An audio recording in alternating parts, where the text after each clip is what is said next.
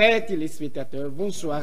Il est déjà l'heure d'ouvrir les portes du palais de l'éducation sur la télévision juridico-chrétienne. Bienvenue donc dans votre émission.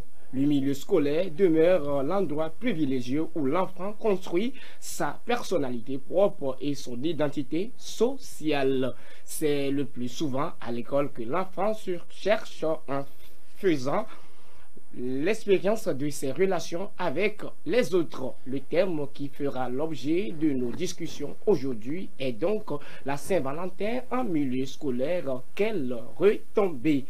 Monsieur Digbel Mlantovi Angelo, professeur de SVT au lycée. Bonsoir. Bonsoir Mathieu. Comment allez-vous, monsieur? Je vais très bien. Et chez vous? Je vais bien également. Et vos élèves? Ils vont bien, bien sûr. Merci. Monsieur Makos Ogouleye, entrepreneur et homme de médias. Vous êtes homme de médias, je le disais. Vous travaillez sur une chaîne web appelée Drone Image TV. Bonsoir. Bonsoir Mathieu. Comment allez-vous? Je vais très bien. Et votre entreprise? On se défend. Sans plus tarder, rentrons dans le vif du sujet. Monsieur Angelo, Oui. qu'est-ce que la Saint-Valentin et quelle est son origine? Ah bien, si nous sommes obligés de donner donc une définition à la Saint-Valentin, je peux dire que c'est cette fête-là qui se situe le 14 février. Ben, son origine, la Saint-Valentin a plusieurs origines. Tout d'abord, vous savez, il y a les mythes. Et pour faire vendre quelque chose, il faut inventer une histoire pour que les gens puissent l'acheter. Donc, il y a une histoire derrière la Saint-Valentin qui disait qu'il y avait ce prêtre-là qui serait Saint-Valentin, qui faisait des mariages entre les jeunes dans l'Empire romain à Rome et que en ce moment l'empereur voulant des jeunes pour aller faire la guerre était contre les mariages et ce qui fait qu'on va l'emprisonner et à la fin décapiter et il serait martyr et certains vont jusqu'à ajouter que il y aurait eu une liaison amoureuse entre le prêtre et la fille de son geôlier. Donc ce sont des histoires. En réalité, Saint-Valentin ne vient pas, peut-être pas de ce saint-là.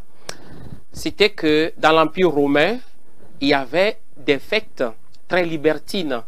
Les Lupercales, les Bacchanales, c'est-à-dire après les saisons de culture et autres, vers la fin, les festivités, à la sortie de l'hiver surtout, les gens étaient restés cloîtrés chez eux pendant plusieurs mois à cause du froid. Pour sortir donc et fêter l'arrivée donc du printemps, ils ont donc cette fête libertine qu'on appelle les Lupercales, les Bacchanales, où les hommes fêtaient au fait la fertilité, l'amour et surtout l'amour sexuel. Est-ce que vous voyez? Et c'était tellement violent, c'était tellement dérangeant que l'Église a toujours voulu cacher, détruire, arrêter cette fête-là. Et comment peut-on faire pour arrêter cette fête-là? Donc l'Église, surtout le pape Gélase au 5e siècle, qui va donc essayer de mettre la fête de l'amour spirituel au moment où les bacchanales, les lupercales se déroulaient. Donc c'était donc cette astuce qui était passée pour qu'on puisse avoir la fête de Saint-Valentin. Mais aujourd'hui, la fête a évolué. On parle de la fête des couples, des mariés, et bien sûr, ceux qui aspirent au mariage, et bon, c'est déversé sur nous les élèves aussi. Donc, merci monsieur, bien vous sûr. avez été vraiment clair dans les détails. Je vais également poser la même question à monsieur Ogouleye. Et oui, c'est la même question que je vais vous poser. Et qu'est-ce que la Saint-Valentin et quelle est son origine? Bon, je pense que monsieur a tout dit sur l'origine de la Saint-Valentin. Oui. Et ça part des faits, ça part des histoires, comme il vient de le dire. Et depuis le 5e siècle Oui. de l'Empire romain. Oui. Donc voilà, je ne peux plus rien ajouter encore. Oui, mais ce que je vais vous demander, la Saint-Valentin, on sait que c'est la fête des amoureux. Et nous sommes bien évidemment dans le mois de février que nous appelons communément et mois de l'amour, n'est-ce pas? Et monsieur Ogouleye, y a-t-il un mois réservé vraiment pour l'amour? Bon, à ma connaissance, il n'y a pas un mois en tant que tel pour l'amour. L'amour se fait tous les jours. L'amour se fait tous les jours. Il n'y a pas un jour pour dire je vais célébrer l'amour ou bien un mois spécifique de l'amour. Donc, c'est ce que je peux donner comme réponse. Ok. Et monsieur Degbert, et qui peut fêter la Saint-Valentin? Bien. C'est une question astucieuse, hein? D'abord, moi personnellement, j'aimerais faire ce recul par rapport aux fêtes. Oui. Et d'abord montrer que, même si nous avons des fêtes chez nous ici, la fête a toujours cet aspect économique. Oui. Vous voyez, c'est de l'économie qu'on veut en fait structurer de l'argent aux gens d'une façon ou d'une autre. Que ce soit haïsant, c'est parce que c'est pour vendre, fêter, haï et taisant et tout et tout. Donc, les Occidentaux ont compris, ce sont des gens qui produisent des fleurs. Vous comprenez? Ils produisent des fleurs, ils produisent du chocolat. Donc, il faut organiser une fête. Il y a d'abord le 1er mai où on vend les muguets. Il y a la Toussaint où on vend les tulipes et autres. Maintenant, les roses, des milliers de roses qu'on produit. Qui va les acheter? Et quand les acheter? Mais il faut trouver, il faut vendre. Il faut trouver une histoire vendeur, une histoire qui peut vendre quoi. Vous comprenez? C'est ça qu'ils ont inventé maintenant à Saint-Valentin. Donc, quand on veut vendre quelque chose, il faut trouver ce public cible. Qui sont ceux qui peuvent acheter? C'est les couples mariés, les hommes mariés, les femmes mariées. Donc, ils peuvent acheter les choses. Donc, on peut dire que c'est pour les couples d'abord. Et tous ces jeunes-là, à qui on montre des scènes d'amour tous les jours, qui vont aspirer donc à cet amour, ils vont vouloir vivre ça. Mais ça, c'est théorique. Mais personnellement, moi, je dis, la Saint-Valentin, si on veut le ramener à terre, c'est tous ceux qui ont compris le sens de l'amour. Voilà. Tous ceux qui ont compris le sens de l'amour. Vous comprenez? C'est l'amour qui nous a réunis ici. Hein? L'amour pour nos élèves. Nous devons leur donner, transmettre une connaissance. Nous sommes en train de fêter la Saint-Valentin comme ça, à montrer aux jeunes l'historique de cette fête, comment fêter et surtout les mises en garde. C'est de l'amour. Donc, nous sommes en train de fêter la Saint-Valentin comme ça et vous êtes assis sur une chaise qui a la couleur qui symbolise cette fête. Donc je vais me tourner vers ma cause. Oui, et on prend souvent la couleur rose étant une couleur symbolique pour cette fête.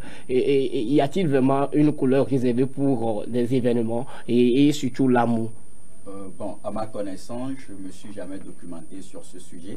Donc, je vais m'abstenir de donner une réponse et aller à gauche de la question posée. Donc, pour moi, je n'ai aucune connaissance sur l'amour, comme je l'ai dit, mais sur les couleurs de l'amour. Oui. Donc, bon, voilà. Si on dit le blanc, le rose, le rouge plutôt, bon.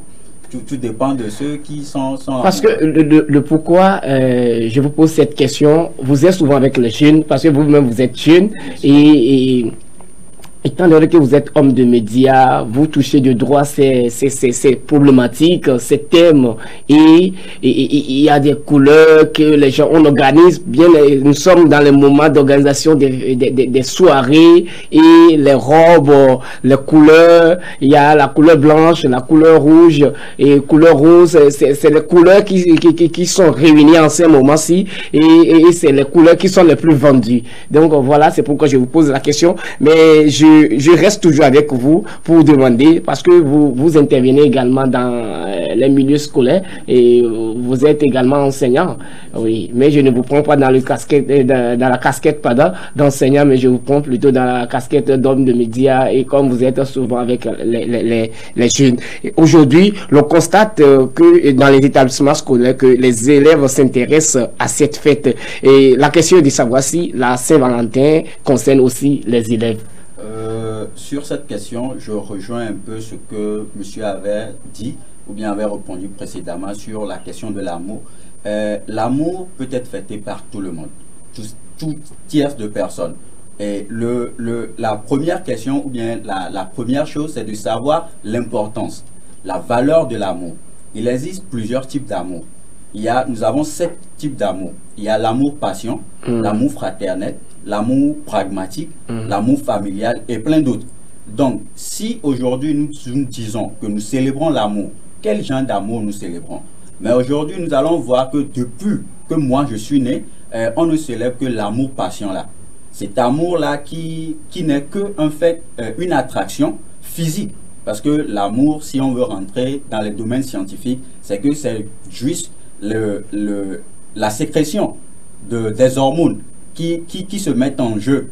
Donc aujourd'hui, on se base que sur cet amour-là pour dire que nous fêtons la fête de l'amour. Donc pour moi, un jeune élève ou bien un élève, bon, s'il comprend le sens de l'amour, il peut le fêter.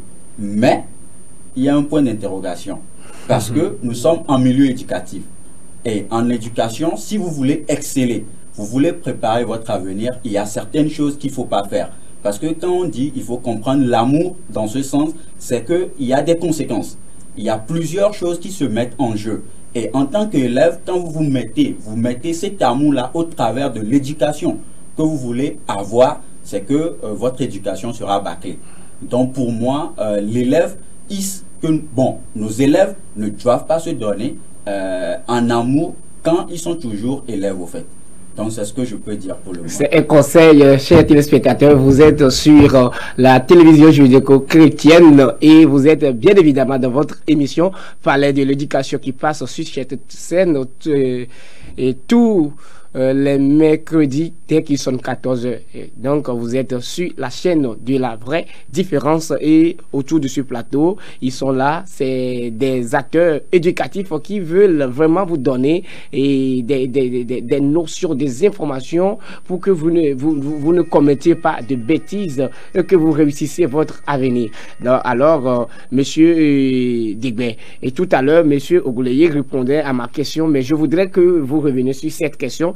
Là, je vais vous poser encore la même question. Aujourd'hui, vous êtes avec les élèves et l'on constate que les élèves se donnent à la célébration de la fête de Saint-Valentin. Et est-ce que ça les concerne aussi?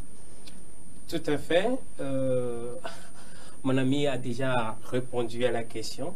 Et j'aimerais, pour répondre à cette question, revenir sur la question que vous lui avez posée avant, c'est-à-dire la signification des couleurs dans l'amour. Est-il que aujourd'hui, pour comprendre quelque chose, derrière ce qu'on voit, l'objectif, ce qui est jeté devant nous, il y a des suggestions, non? Il y a des idées que chacun puisse avancer. Pendant la fête de Saint-Valentin, il y a les couleurs du rouge, du blanc, vous voyez, qu'on voit le plus souvent. Si les gens comprennent le sens de ce symbolique du rouge, du blanc, des dessins du cœur et des dessins de fleurs, je pense qu'on peut revenir à l'essence même de qui peut fêter, comment fêter. Parce que le blanc, c'est l'aspiration, c'est la pureté, c'est l'immaculé. Vous voyez? C'est quelque chose qui est saint. Vous comprenez? Donc, l'amour, c'est saint. L'amour, c'est pur. L'amour, c'est immaculé.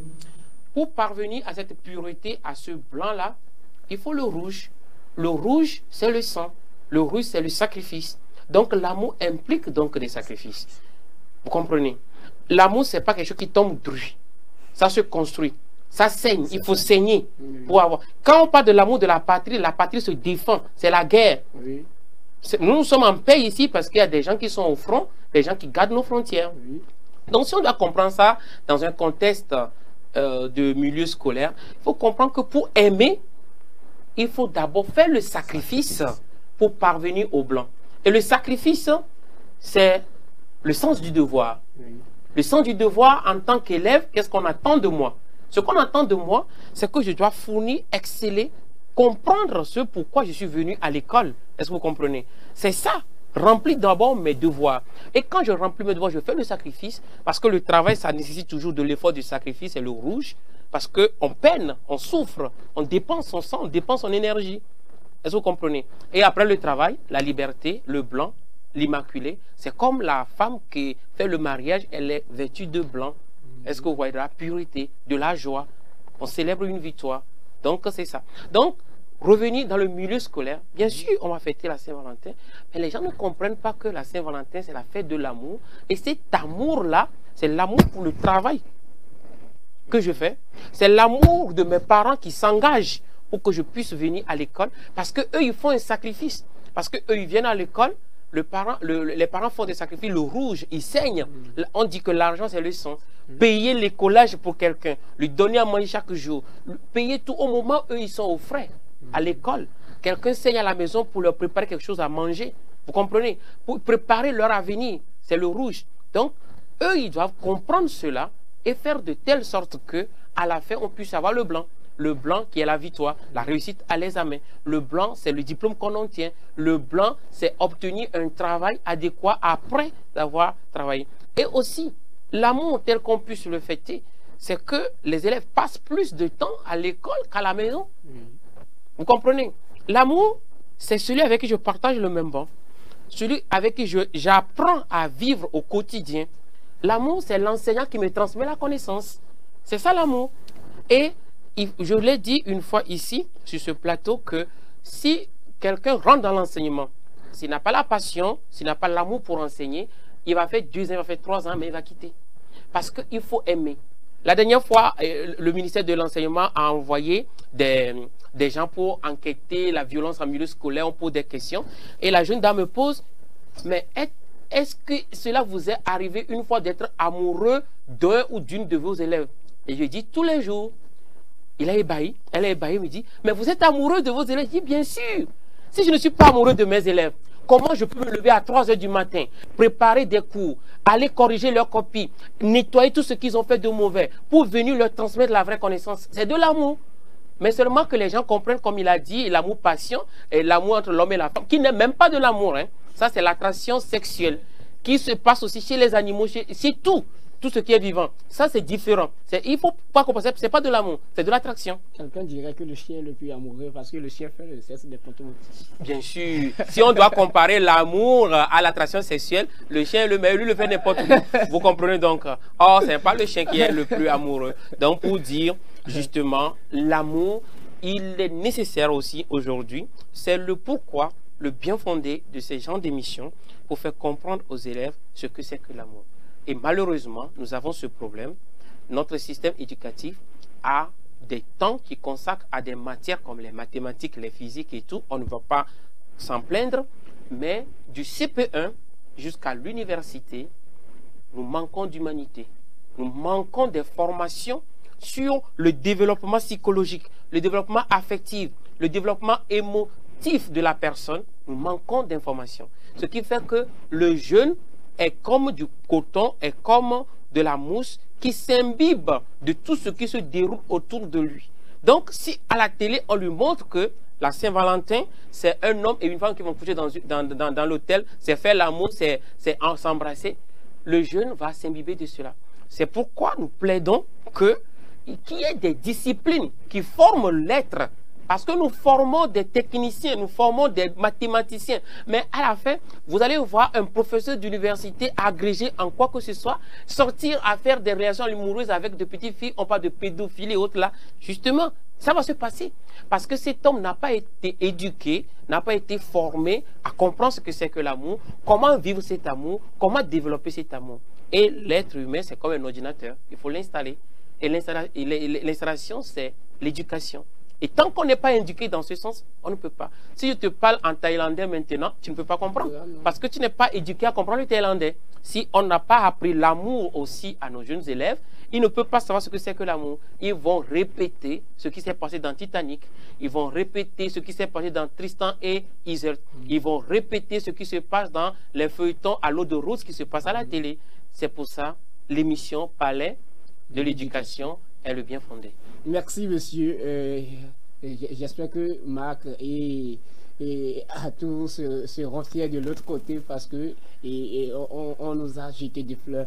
Et chers téléspectateurs, le thème de notre émission de cet après-midi, c'est la Saint-Valentin en milieu scolaire. Quelle retombée. Donc, je vais me tourner vers monsieur Ogouleye.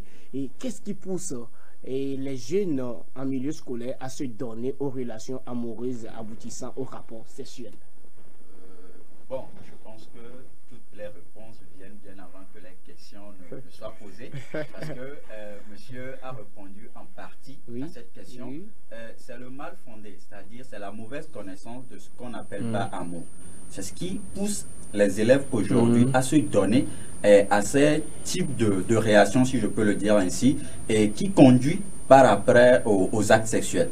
Et aujourd'hui aussi, nous sommes à l'ère de la technologie, où on se dit, bon voilà, comme il n'y a pas aucune éducation sur le comportement ou bien l'éducation amoureuse, on se dit, bon voilà, je vois à la télé, Kofi est en train d'embrasser Afi, donc pour moi l'amour c'est d'embrasser.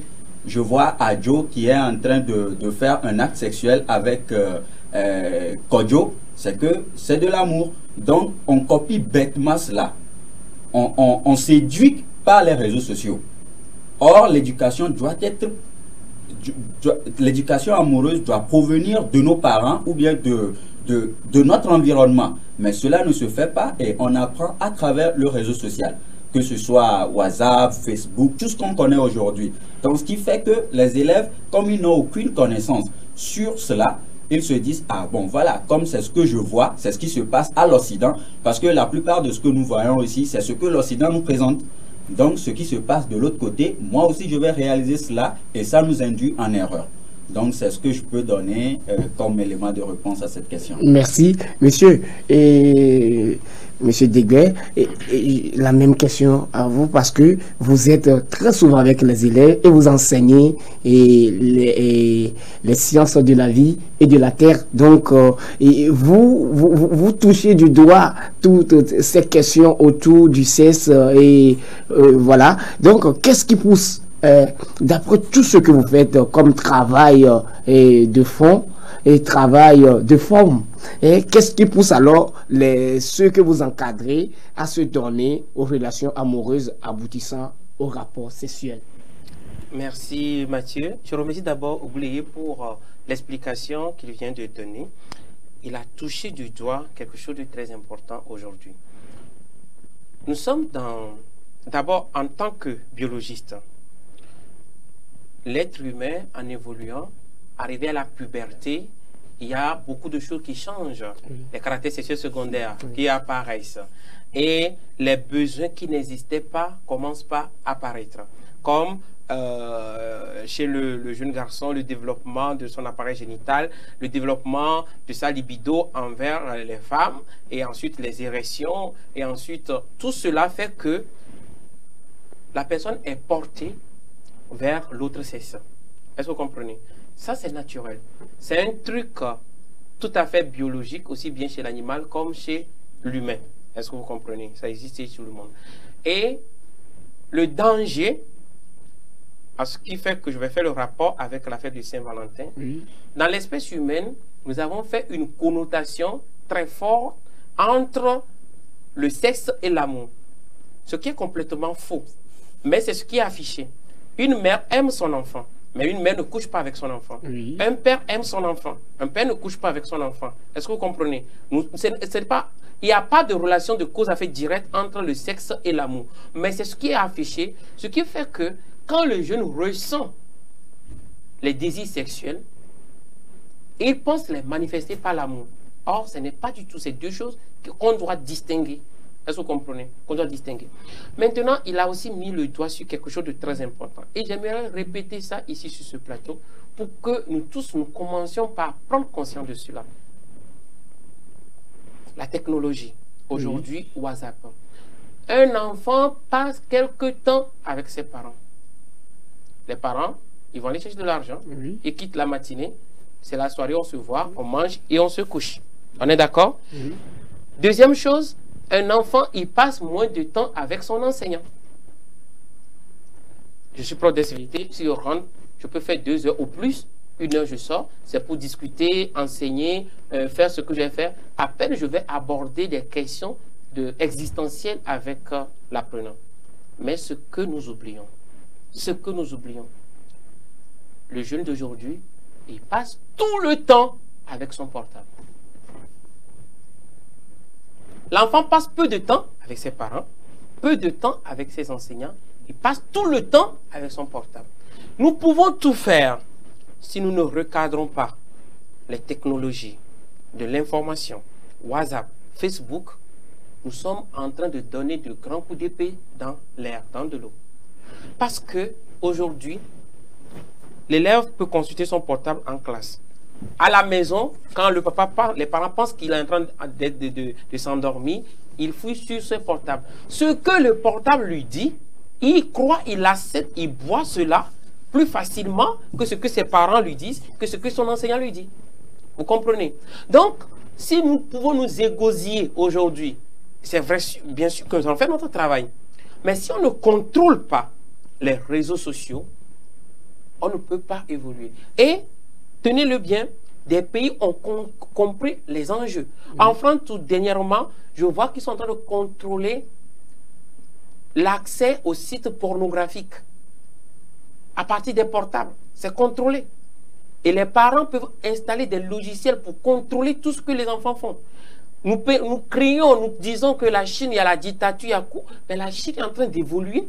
Les jeunes Chinois sont en train d'évoluer parce qu'il y a une censure sur les réseaux sociaux. Ils contrôlent. La Russie est en train de réussir cela. Mais en Afrique, les gens n'ont pas compris cet enjeu que vous pouvez investir des millions dans l'éducation. Vous pouvez payer les meilleurs enseignants.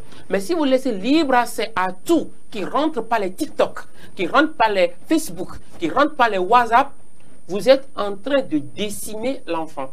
Parce que il y a le complexe du plaisir et le complexe de la réalité. Nous sommes tous sous l'emprise du complexe du plaisir. Mathieu, vous êtes là maintenant. Si on vous dit, préférez-vous venir vous égosiller sur le plateau de palais de l'éducation ou bien on vous met dans un palais devant une piscine avec la nourriture, tout ce que vous voulez, avec des brochettes et tout. Moi, je commence déjà à saliver là. Je préfère bien être là dans un milieu où je serai à l'aise que de venir s'égosiller. Donc, quand l'apprenant, le jeune est là, avec son téléphone, où on voit des gens qui font le sexe, les gens qui chantent, les gens qui font le truc là, il est attiré. Il est intéressé. Son intérêt il est là. Et il absorbe tout cela. Quand le papa va crier, il renfroie la mine. Quand l'enseignant va crier, apprenez, il va renfroyer la mine. Donc, ce qui fait que si on ne contrôle pas l'accès à l'information, on est en train de rentrer dans un bourbier. Et un stratège dit, celui qui contrôle l'information, contrôle le peuple. D'accord. Et Marcos, nous savons que c'est tout un tas de problèmes que nous vivons aujourd'hui et on en parle, on continuera pas à en parler. Et Monsieur Degbé l'a décortiqué et sur une autre chaîne, il ne cessera pas d'en décortiquer. Voilà, je voudrais que nous disions ceci. Et on a l'habitude de dire que deux sexes opposés s'attirent. Et vous l'avez dit tout à l'heure. Et dans cette perspective, les élèves ont besoin d'une éducation sérieuse au sujet du sexe pour éviter des désastres. Et donc, que faites-vous en tant qu'homme de médias pour trouver des solutions à tout ce problème-là qui est sur le tapis? D'accord, merci. Je pense que pour trouver une solution ou bien des solutions à ce fléau ou bien à ce problème, il suffit juste de nouer des partenariats ou bien des collaborations avec des acteurs qui sont dans ce domaine.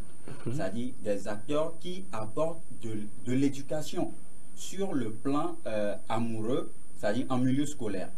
Je reviens, si l'État togolais, c'est de là, je sollicite au fait, si l'État togolais pouvait insérer l'éducation sexuelle dans les matières qu'on enseigne, ce serait une bonne chose.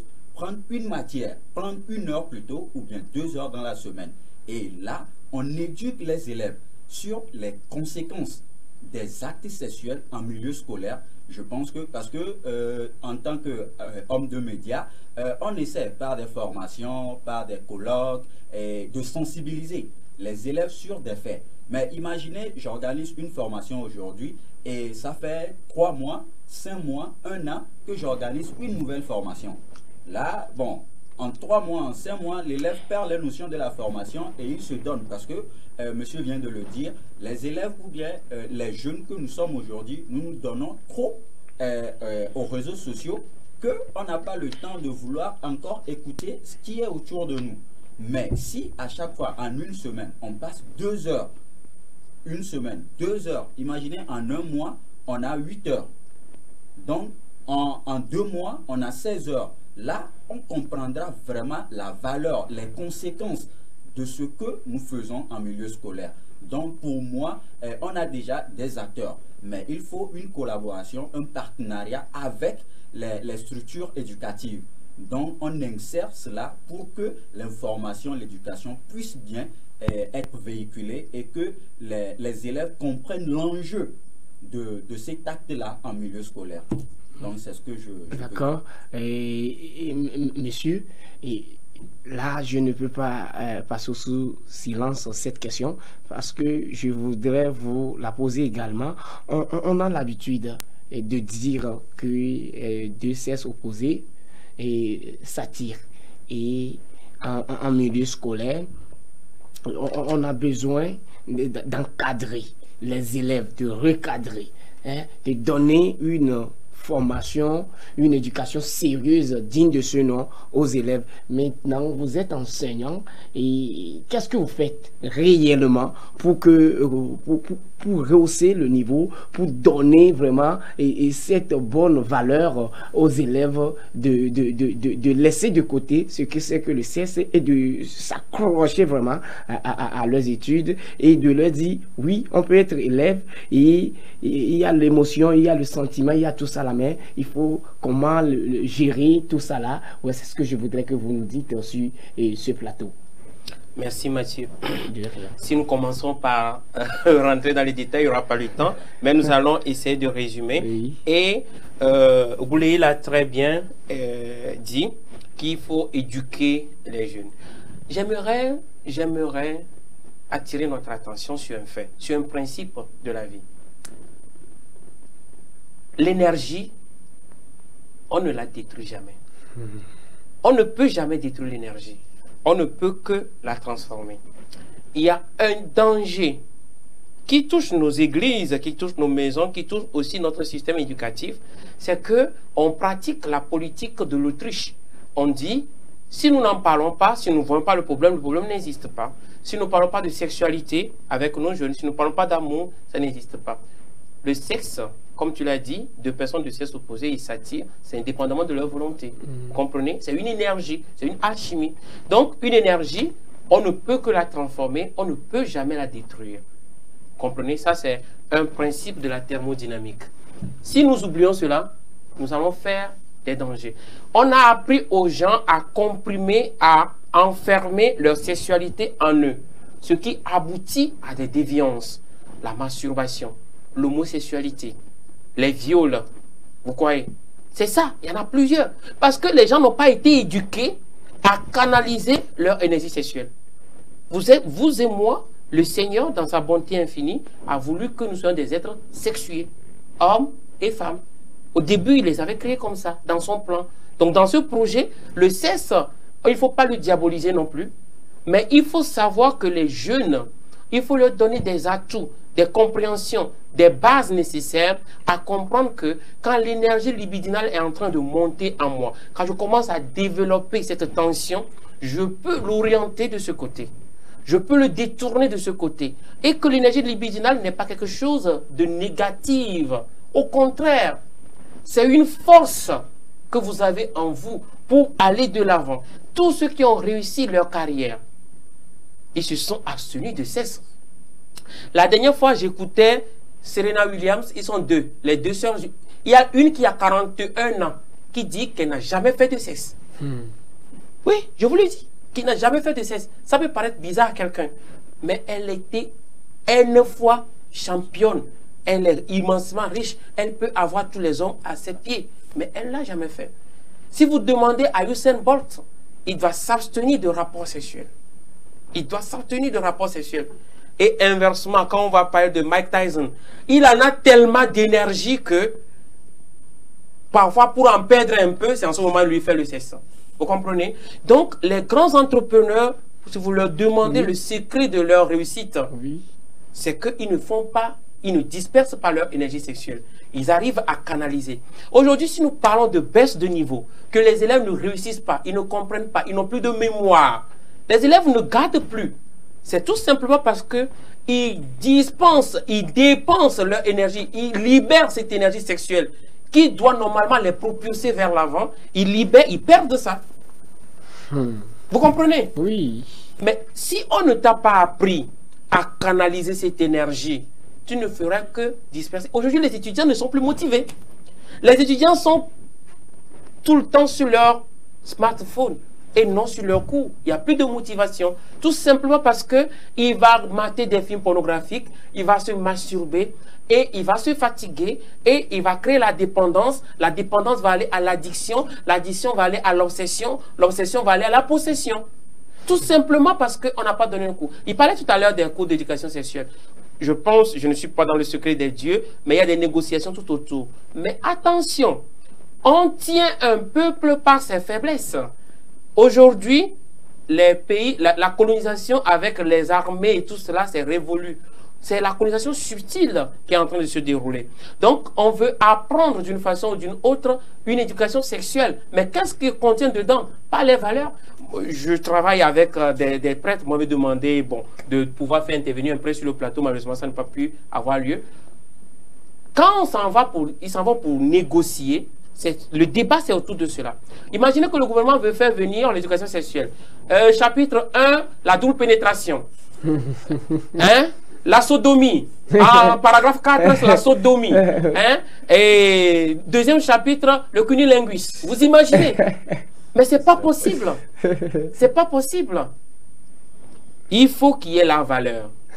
Vous comprenez? Donc, je pense que c'est un travail collégial. C'est un travail entre les parents, entre le milieu éducatif, entre les médias. Aujourd'hui, je suis sur un plateau de télévision et je vous dis que les médias sont en train de détruire l'Afrique. Tous les médias, excusez-moi, je dis, aujourd'hui, même, je ne veux pas citer les médias nationaux, ils ont tous une chaîne pornographique. Ils ont tous une chaîne pornographique.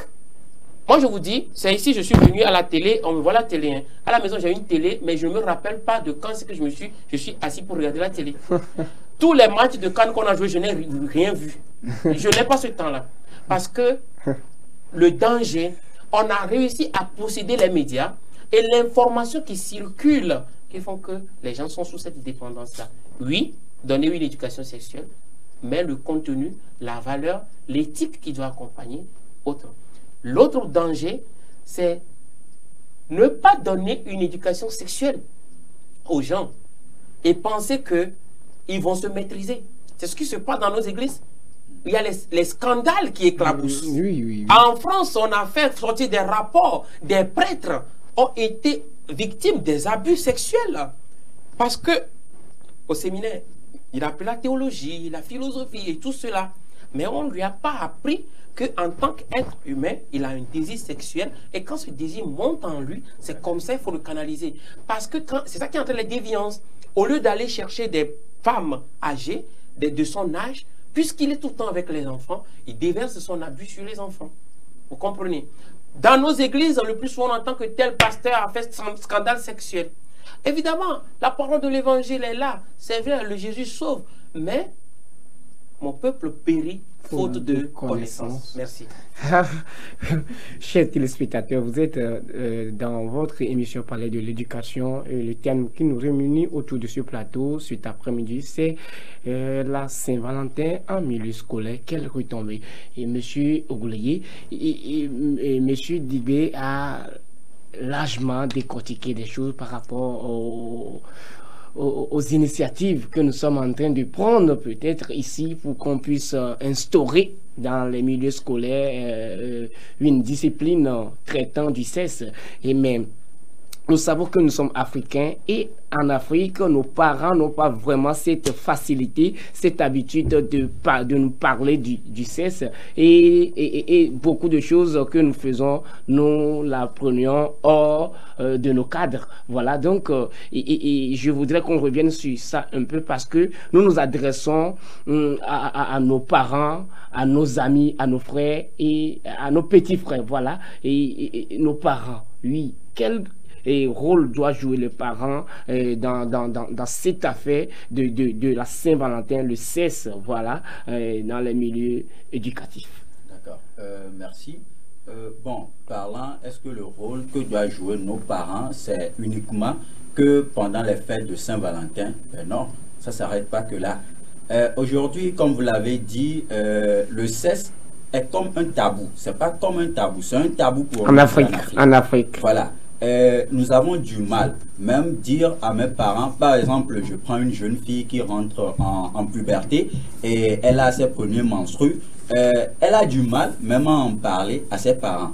Et quand elle en parle, la maman qui a déjà vécu une fois cette histoire n'arrive pas à donner les informations nécessaires à la jeune fille. Et cette jeune fille apprend de ses camarades au dehors. Ce qui voudrait dire qu'il y a un problème à la base. Aujourd'hui, nous faisons appel également à nos parents. Et une fois que l'enfant quitte de son bas âge, c'est-à-dire en adolescence pour entrer dans la jeunesse, et il traverse l'étape ou bien la corde de comment dirais-je, du libido ou bien de, comment dirais-je, prêtez-moi l'étape de libido. De libido, voilà. En franchissant cela, il faut que nos parents appellent, fassent asseoir les enfants et leur parlent de la nouvelle vie qui s'offre ou bien qui se dresse devant eux. C'est-à-dire, dites-leur, voilà, vous venez de franchir une étape où vous êtes maintenant appelé à être homme ou femme. Donc voilà ce que vous avez, voilà comme ça. Il faut que nos parents se confient. C'est la confiance, c'est-à-dire les parents ne se donnent pas à leurs enfants. Ce qui fait qu'aujourd'hui, si j'ai un problème, j'ai du mal à en parler à mes parents. Imagine, comme je l'ai dit dans les ans précédents, qu'une jeune fille qui a ses premiers menstrues, elle a du mal parce que sa maman ne s'offre pas à elle. Donc ça cause beaucoup de problèmes. Donc moi, je fais un appel. Je lance un appel à nos parents pour qu'ils puissent remédier à cela, pour qu'on puisse ensemble changer ce système-là. D'accord, nous arrivons ainsi à la fin de cette émission. Merci à vous, nos fidèles téléspectateurs, de nous avoir suivis. Merci à mes collaborateurs et merci donc à mes invités, mais je ne peux pas vous laisser partir sans que vous ne donnez un dernier mot. Vous nous dites au moins quelque chose à nos téléspectateurs. Donc je me tourne vers M. Digbé et un mot de la fin à nos téléspectateurs. D'abord, merci pour avoir suivi l'émission. J'aimerais inviter les parents à comprendre que le rôle de parent, c'est un rôle très difficile. Il faut accompagner. Il faut accompagner l'enfant depuis qu'il est au berceau jusqu'au jour où vous allez vous séparer. Quelqu'un va partir et quelqu'un va rester. On est d'accord? Donc, l'étape de la puberté, comme Ogoulé vient de l'expliquer, c'est très important que ce climat de confiance puisse s'instaurer. Et je pense que les parents doivent accepter, apprendre. On n'a pas le temps, parce que chaque temps, nous disons que les parents doivent enseigner aux enfants. Mais aujourd'hui, nous savons, du jour au lendemain, les gens deviennent parents. Eux-mêmes, ils n'ont pas l'information. Il faut qu'eux-mêmes, ils acceptent d'aller, d'apprendre pour pouvoir transmettre. Et qu'ensemble, nous, en tant qu'enseignants et aussi en tant que parents, nous devons continuer à glisser quelques mots à nos jeunes frères dans le milieu éducatif, que le sexe, l'amour, c'est du sérieux. Il ne faut pas qu'ils s'amusent, comme le dirait quelqu'un, Alfred de Musset, on ne badine pas avec l'amour. Merci. On ne badine pas avec le CS. Monsieur Ogulaye, et votre mot de la fin. Merci Mathieu, merci d'avoir partagé vous en prie. Ce plateau avec Monsieur Deguel Matoui et avec vous également. Moi, mon mot de fin, c'est juste de ne pas s'arrêter que sur ces émissions en tant qu'acteur culturel. Chaque fois de faire passer l'information à nos jeunes frères, à nos jeunes sœurs pour qu'ils comprennent vraiment la valeur et les conséquences de ce que c'est que l'amour. Merci. Donc, je vous rappelle le thème qui a fait l'objet de nos discussions cet après-midi, la Saint-Valentin en milieu scolaire, quelle retombée. L'éducation d'un être humain est souvent un combat constant entre les valeurs de la famille et celles de l'entourage. Alors, faites tout pour acquérir les valeurs morales. C'est avec ces mots que nous terminons cette émission. Restez toujours fidèles à nos programmes sur la chaîne de la vraie différence. Rendez-vous mercredi prochain. Au revoir.